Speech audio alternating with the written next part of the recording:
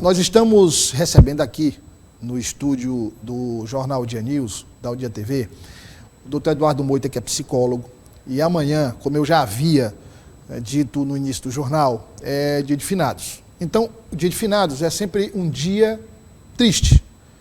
Essa é que é a verdade.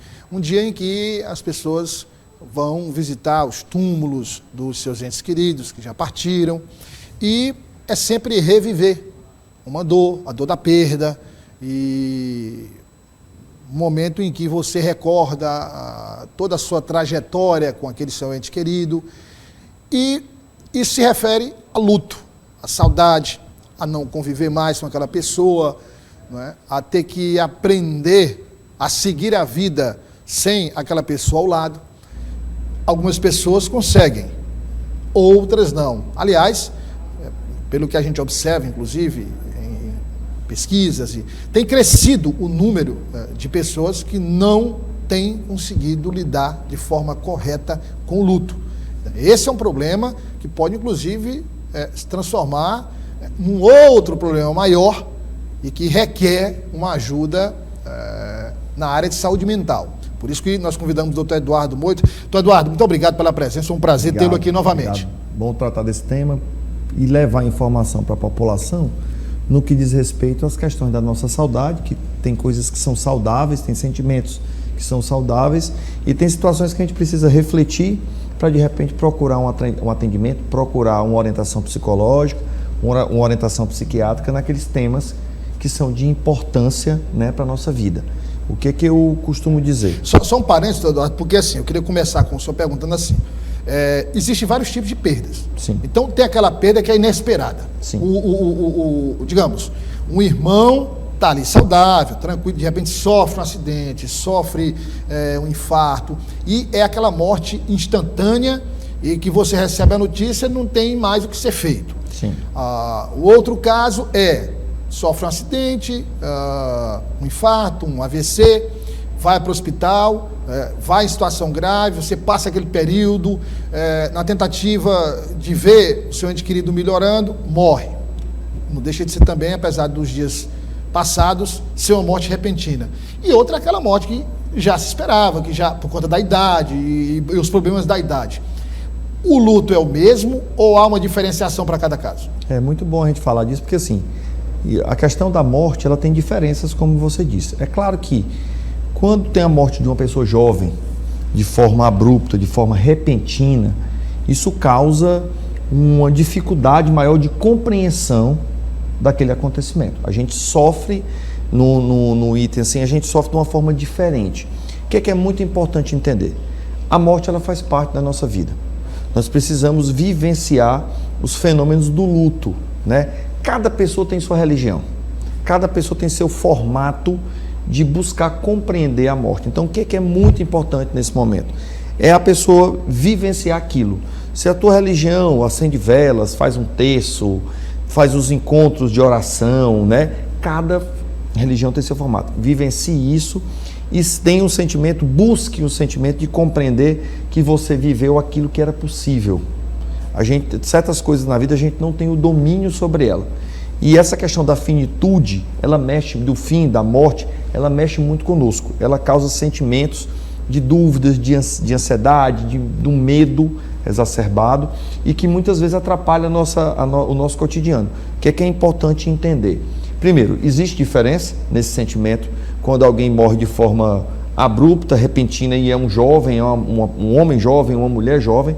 Isso causa uma certa ansiedade, um certo medo sobre as questões da vida. E existe a questão das pessoas que adoecem e que eu fico vendo aquela pessoa doente por alguns dias, vendo o sofrimento, a luta pela vida, aquilo vai causando em mim uma característica diferente nessa questão da perda, do luto. E existe a questão da pessoa idosa, que está ali, idosinho, uma idosa, que a gente não quer perder. A gente não quer perder os entes que a gente ama. A gente não quer, mas a morte faz parte e é muito importante a gente sempre tentar, ao longo da vida, viver as experiências com as pessoas que a gente ama, para depois não estar com sentimentos, por que eu não fiz isso, por que eu não fiz aquilo, e tentar entender que a gente faz aquilo que é possível, a gente faz aquilo que é cabível, a gente faz aquilo que a gente consegue. Isso é que é importante a gente buscar entender. Nem tudo a gente vai entender de forma célere, de forma rápida.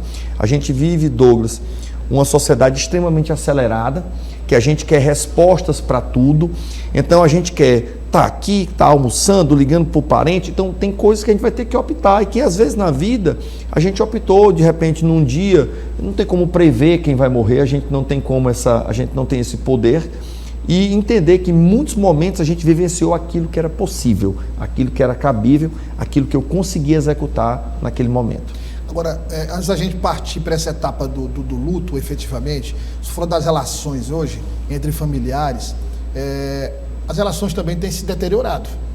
Né? Tem se deteriorado, e eu estava vendo, inclusive, um debate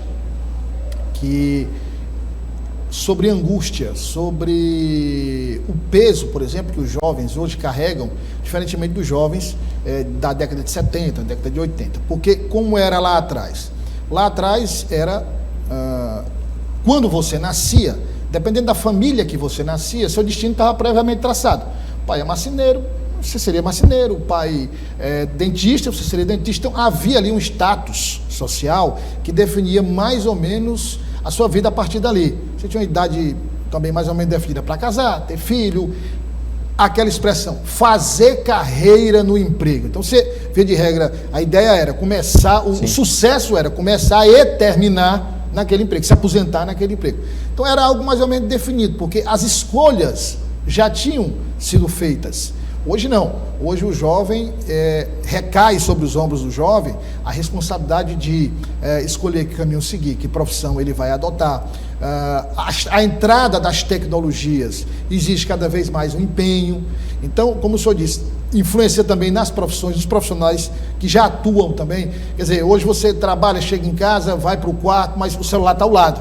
Então, é alguém que liga, é uma mensagem que tem que passar. Ou seja, o trabalho hoje foi estendido para casa. A casa é uma extensão do trabalho, e não o contrário. Né? Quer dizer, você não vai para o trabalho para descansar, mas você vai para casa para trabalhar. Então, esse é um ponto. E a relação entre os familiares, o senhor pode, claro, o senhor que é um especialista, mas eu imagino assim, a relação entre os familiares ficou cada vez menor, o tempo de convivência é cada vez menor. E ainda assim, muitas vezes, esse tempo de convivência é mal aproveitado. Então é preciso ter essas noções pensando exatamente nisso. Né? Quer dizer, vamos tentar aproveitar o tempo da melhor forma possível, Eduardo, e aprender a dar valor, por exemplo, a um problema quando ele realmente merece essa atenção, e não transformar questões banais em problemas gigantescos. Douglas, é muito importante a gente entender o seguinte: a gente vive em muitos momentos da vida muitas obrigações de trabalho, uma dinâmica de muita cobrança nos nossos locais de trabalho. Muitas pessoas trabalham em mais de um lugar, né? Então tem mais de um chefe, mais de uma dinâmica de trabalho. E a gente tem nossa família, nossos afazeres, nossos descansos. O que é importante? Nem sempre estar muito tempo com alguém é sinônimo de uma boa qualidade desse tempo. Mas eu preciso aproveitar, quando eu estou na minha casa, quando eu visito minha mãe, se eu só tenho 20 minutos, 30 minutos, de vivenciar os 20 minutos com ela. Se a pessoa que tem pai ainda vivo, que tem avô, que tem avó, o fato de passar o dia inteiro com seu avô, com sua avó, não quer dizer que o tempo esteja bem aproveitado. Então, é a gente otimizar, é a gente fazer esse tempo ter qualidade, é aproveitar o momento com essas pessoas que estão vivas conosco. Desde entes queridos que são novos de idade, né, assim, crianças, né, adolescentes, até as pessoas da nossa família, os mais velhos. Porque nem sempre a gente vai estar onde a gente quer, do jeito que a gente quer, no tempo que a gente quer. Aí o que é que eu preciso fazer? No momento que eu tenho aquele tempo, eu aproveito. E às vezes eu passo 10 dias sem ver minha mãe, eu, Eduardo. Mas quando eu ligo para ela, quando a gente passa 2 horas, 1 hora no telefone, quando a gente faz uma chamada de vídeo, quando ela me visita ou quando eu a visito, a gente procura aproveitar aquele pouco tempo que eu tenho, o pouco tempo que ela tem com relação ao convívio. Porque nem sempre conviver muito é sinônimo de qualidade. A gente precisa ter qualidade no nosso tempo de convívio e tentar ter uma rotina, né, de vida, de organização, para que a gente conviva com aquelas pessoas. Eu sempre digo, toda vez que às vezes algum paciente, alguém me procura, falando sobre morte de um parente, sobre luto, eu disse, vamos agradecer dentro da sua linguagem religiosa, dentro do seu processo religioso, o tempo que você teve com essa pessoa. Eu não tenho como estender algo que não está na nossa força, na nossa dinâmica de vida e de mundo, a gente não tem como voltar no tempo. Mas vamos pensar, você aproveitou, você fez isso, você refletiu, refletir sobre os bons momentos vividos com aquela pessoa. Aí eu pergunto ao senhor, faz parte do processo de luto ficar rememorando o passado? Claro, faz parte, mas rememorando o passado e procurando, ao invés dos bons momentos vividos, lacunas que foram deixadas, além da perda do ente querido, olhar para o passado e ficar pensando, poxa, eu deveria ter feito aquilo, eu deveria ter feito daquela forma, eu deixei de viver isso. Sim, faz parte também? É o seguinte, que é importante, eu preciso dar ênfase, dar foco nos bons momentos vividos, agradecer aquele período de convívio, os aprendizados, o amor vivenciado. Eu não posso dar ênfase, eu não posso dar importância ao momento que eu não pude estar, porque eu não tenho como voltar no tempo. Aquilo vai me causar sofrimento, aquilo vai me causar uma angústia, aquilo vai me causar mal-estar, aquilo me gera ansiedade, gera sentimentos ruins. E a gente deve buscar na vida evitar essa questão dos sentimentos ruins. Por quê? Porque eu não tenho jeito a dar. Eu não tenho como voltar para ontem sobre algo que alguém faleceu e que eu queria ter ido lá. Eu não tenho como, mas eu tenho como lembrar dos momentos, do tempo que nós aproveitamos, da vivência que nós tivemos e focar nisso, na positividade dessa relação. Focar no bom convívio que eu tive dentro do tempo que eu tinha e que aquela pessoa, porque muitas vezes já aconteceu com várias pessoas amigas, de repente alguém desmarca um compromisso com você, Douglas. Não foi nem você que desmarcou, mas você também não insistiu porque você também estava ocupado e de repente aconteceu alguma coisa com aquela pessoa. Poxa, por que eu não insisti? Bom, eu não tenho como estar com esse pensamento porque eu não vou conseguir voltar. Eu tenho que pensar assim, não, mas tal dia nós almoçamos, tal dia nós tomamos um café, tal dia nós assistimos um jogo, nós tomamos uma cerveja, nós tomamos uma água, assistimos um filme no cinema, nós fizemos algo, nós fomos para uma academia junto, nós fomos dar uma caminhada junto. Ou seja, a gente precisa dar ênfase e dar foco na nossa vida nas questões positivas, porque nós já temos muitos problemas que chegam até nós e que nós não temos o controle, mas eu tenho que buscar esse controle de ter o controle emocional, de buscar essa compreensão emocional. Então, o que é normal, doutor Eduardo? Ocorreu a morte, desde a confirmação da morte, passando pelo período ali de velório, o enterro, o pós-enterro, tecnicamente, clinicamente falando, quais são essas fases? Elas existem, são definidas? Existe, assim, Douglas, o ser humano, ele é muito individual, as pessoas têm características diferentes. Eu sempre relato, Douglas, tem uma situação, meu pai morreu de acidente de carro, então a morte de acidente de carro ela é de repente. Eu tive uma reação, minha mãe teve outra, minha irmã teve outra, meu irmão mais novo teve outra. Então, essas vivências, elas são muito próprias. Eu vim compreender a morte do meu pai 30, 40 dias depois do falecimento, porque eu fiquei envolvido nas resoluções das questões, do trâmite legal que você precisa fazer daquilo. Depois foi que eu senti realmente a ausência dele dentro de casa. Então, essa dinâmica do luto, ela é muito individual. O que eu sempre disse, principalmente na época do Covid, com os pacientes que nós recebíamos, existem 3 coisas que são muito importantes a gente compreender e que se cria situações que, como se fosse errado falar sobre isso. O sentimento, o choro, ele precisa ser vivenciado, ele precisa ser sentido. É muito importante. Quando eu tenho uma situação de ansiedade, de medo, de dor, de uma morte de alguém, chorar faz parte. Chorar, ter aquela vivência do choro faz parte. Ah, eu sou forte e não choro. Como assim? O sentimento da perda, o sentimento da ausência, da sensação que não vai mais encontrar com aquela pessoa, ele causa sofrimento, ele causa sensações ruins. Então o choro faz parte. O choro é a produção de algo sentimental. Então eu sempre disse muito isso para os pacientes. Quando alguém chegava na época do Covid, dentro dos hospitais, em um momento de isolamento físico, que a pessoa tinha dificuldade em chorar, você notava que tinha receio, né, de mostrar aquela sensação de, eu estou mostrando fraqueza. Não, você está mostrando sentimento. E eu sempre disse, tem 3 coisas que fazem mal a gente guardar dentro da gente: o xixi, o cocô e o choro. Eles fazem mal. Os 3 aí fazem mal. Fazem mal. Você prender a urina, você prender fezes, você prender choro. O que é que você ganha com isso? Claro, você está aguardando para ir ao banheiro, é outra coisa, mas diga assim, você está o tempo todo, faz mal. Não crie sentimentos. Eu não vou chorar porque eu vou demonstrar fraqueza. E ao mesmo tempo a gente tem que ter cuidado com a questão do choro, porque no momento que eu estou o tempo todo chorando, que já tenho um tempo que minha família, que eu perdi um ente querido, e eu não estou conseguindo controlar, eu não estou conseguindo trabalhar, eu estou no meio do trabalho, realmente 6 meses depois eu começo a chorar, é hora de procurar ajuda. Eu sempre falo, Douglas, assim, para os pacientes, socialmente falando, procurar ajuda psicológica, procurar ajuda psiquiátrica, ela sempre foi um tabu durante muitos anos. Isso vem sendo quebrado. É claro que para quebrar isso demanda tempo, é a questão de paradigmas sociais. Cultural, né? Cultura social. Mas da mesma forma que você tem uma lesão no dedo, e você procura um ortopedista, que você procura um fisioterapeuta, da mesma forma que você está tendo dificuldade para ler algo de perto ou de longe, você procura um oftalmo, um oftalmologista. Tem momentos que eu vou enfrentar dificuldade de vida, que eu preciso da ajuda profissional. Eu preciso... E aí só inclui nesse conjunto, por exemplo, uma mudança de comportamento, uma pessoa que fazia uma prática esportiva deixou de fazer depois da morte, a pessoa que ficou mais isolada, não socializa mais com a família. Todos esses sinais, depois de um certo tempo, indicam... São as mudanças de algo que era rotineiro e que eu não estou mais conseguindo executar. Mesmo depois de um tempo. Eu não estou mais conseguindo dormir como eu dormia, ou eu estou dormindo muito mais do que eu dormia, eu não estou comendo como eu comia, eu estou comendo muito mais do que eu comia, eu estou falando muito mais do que eu falava, eu deixei de falar, eu fiquei reclusa.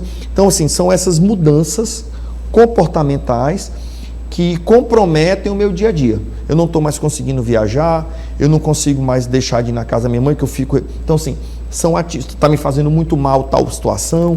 Eu não posso ouvir mais uma música, eu não posso, eu desligo. Então, assim, a gente precisa entender o seguinte: vários sentimentos, eles habitam a nossa vida, mas no momento que esses sentimentos eles começam a comprometer as minhas atividades da vida diária, as coisas comuns da vida, né, que eu preciso fazer, é um sinal de alerta, e que você precisa procurar ajuda, procurar um especialista. É uma situação comum, pontual. Muitas vezes você faz ali eu já tive vários pacientes que passaram comigo 30, 40 dias e conseguiram, nas suas estratégias, que a gente vai montando, porque a questão é dele, então a gente vai montar uma estratégia personalizada, de acordo com a realidade daquela vivência, daquele sentimento, e a partir daí trabalhar isso. Então, o luto, a perda, ele faz parte da nossa vida, faz parte a gente chorar, faz parte a gente ter nossas orações, quem segue alguma religião. É importante eu vivenciar o meu conceito religioso. Agora, é importante também, na medida em que o tempo vai passando, dentro de um processo normal, retomar a vida. Retomar a vida. E retomar a vida, é importante deixar claro, não significa deixar para trás aquela pessoa, as lembranças, de forma alguma. Eu sempre digo, Douglas, tem 21 anos que meu pai morreu de acidente de carro. Eu sinto a ausência dele. Claro. Eu não vou deixar de sentir a ausência dos meus avós, que morreram quando eu era criança, um dos meus avós. Eu continuo sentindo falta, tendo amor, mas eu procuro sempre buscar o quê? Que o tempo que eu vivenciei com essas pessoas que já partiram foi um tempo de qualidade, foi um tempo de atenção, foi um tempo de respeito, foi um tempo de grandes significados. Aproveitar o significado que essas pessoas tiveram aonde? Na minha vida, na sua. Todos nós temos pessoas que passam pela nossa vida e que têm grandes significados, têm grande relevância, que fez com que a gente fizesse um curso, que fez com que a gente melhorasse em algo, que acrescentou no nosso crescimento. Essas pessoas fazem falta, continuam fazendo falta, a gente continua tendo sentimento de dúvida, de saudade, mas sempre agradecendo o período que eu consegui vivenciar com aquelas pessoas. Eduardo, para a gente finalizar, eu queria perguntar ao senhor, no caso de um luto, não sei se pode usar esse termo, passou a ser meio que patológico, se estendeu demais, está dentro dessas características que o senhor acabou de descrever, não procurar uma ajuda profissional pode ocasionar em quê?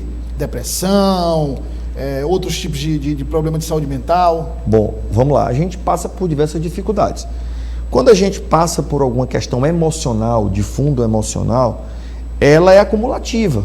Então, nossas questões de vida, nossos problemas, eles vão sempre existir. Você tem os seus, eu tenho os meus, quem está nos assistindo, todo mundo, né? Tem a sua carga social, tem seu peso social, tem as suas dúvidas, seus medos. Então, à medida que eu não trato, aquilo vai se acumulando e vai gerando uma série de... Pode, né, gerar outros transtornos de ordem mental, uma ansiedade exacerbada, uma depressão, uma compulsão, uma série de questões muito pontuais, muito de forma muito individual, cada pessoa enfrenta a sua, e aí eu preciso procurar essa ajuda para que eu consiga me restabelecer e seguir a minha rotina de vida, enfrentando as nossas dificuldades do dia a dia. E aí o senhor fala procurar essa ajuda antes que esse quadro se torne esses problemas mais graves. Isso. Porque vai ficar mais difícil Douglas, a resolução do problema. Douglas, por que a gente toma vacina? Vacina é remédio ou é prevenção? Vacina é preventiva. Então, da mesma forma que eu tomo uma vacina, eu posso procurar um profissional quando eu percebo que eu estou diferente, quando eu percebo que algo não está legal, que eu começo a comprometer o meu dia a dia, eu posso procurar um profissional antes de chegar numa situação que eu não esteja mais conseguindo sair de casa, antes de chegar numa situação que eu não estou mais conseguindo me relacionar com algumas pessoas no meu trabalho, na minha família. Então, essa ajuda, quanto mais rápido a gente procura, de forma precoce, consequentemente, mais resultados positivos a gente vai ter. E aí o conselho vale para os conselhos valem para a própria pessoa ou para alguém, porque às vezes a pessoa não tem aquela capacidade de enxergar que enfrenta aquela situação. Sim. E aí os parentes têm essa obrigação de ver e fazer uma abordagem. E Douglas, sempre assim, né, dentro da questão da saúde mental, eu costumo dizer que sempre que alguém, amigo seu, familiar, estiver passando por dificuldade, ponto principal, não estabeleça nem julgamento e nem comparação. A tua dor não é porque o Eduardo enfrentou o sentimento da perda do pai dele que alguém da minha família vai ser do mesmo jeito. Tem pessoas que vão ter mais dificuldade. Pode ser que o Eduardo tenha mais dificuldade. Então, assim, essas vivências, elas são próprias. Incomoda muito as pessoas quando você ou eu, ou qualquer ser humano, estabelece comparação. Você está passando por isso, mas eu passei coisas muito mais sérias e não senti isso. Isso é besteira, não faça isso, isso não agrega, isso não ajuda, pelo contrário. A palavra de ordem dentro da saúde mental é acolhimento. Dizer, fulana, eu estou entendendo o que você está sentindo, é muito forte, eu nunca senti isso, mas conte comigo, o que é que eu posso fazer para acolha, não julgue. O julgamento afasta, o julgamento aumenta esse sofrimento e o julgamento ele potencializa situações ruins para aquela pessoa. Então, Eduardo, obrigado pela participação. Disponho estou sempre às ordens. E as orientações importantes para você que nos acompanhou, ter essa noção exata do momento certo. Você, caso se identifique com esse quadro, procurar ajuda profissional ou um parente que tiver alguém da família nessa situação, como disse o Dr. Eduardo, sem julgamento, buscar acolhimento e encaminhamento para um especialista na área de saúde mental para tentar resolver essa questão. Obrigado mais uma vez, Dr. Eduardo. Disponho sempre, estou sempre às ordens.